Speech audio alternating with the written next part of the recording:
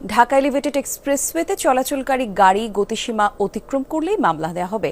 আগামী 21 ফেব্রুয়ারি থেকে শুরু হবে ভিডিও নজরদারি। সকালে সংবাদ সম্মেলনে এই তথ্য জানায় কুড়িলে পরিচালনাকারী company first Dhaka elevated expressway. জানায় পরপর 3বার মামলা পাওয়া গাড়ি এলিভেটেড এক্সপ্রেসওয়েতে প্রবেশ করতে পারবে না, স্বয়ংক্রিয়ভাবে হয়ে যাবে কালো তালিকাভুক্ত।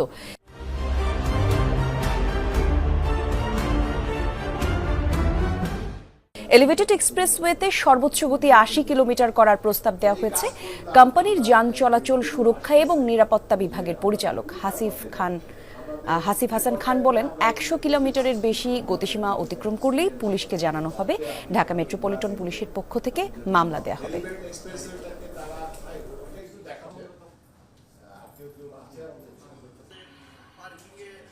এটাকে ঢাকা মেট্রোপলিটন পুলিশ মহোদয়দেরকে এর আগেও বলেছি যে we should start video case, কারণ আমরা এই গাড়িগুলোকে স্টপ না করতে পারলে আমাদের যে কোনো মুহূর্তে ও তো মারা যাবেই, প্লাস আরও তার জন্য আরও অনেকেই মারা যাবে।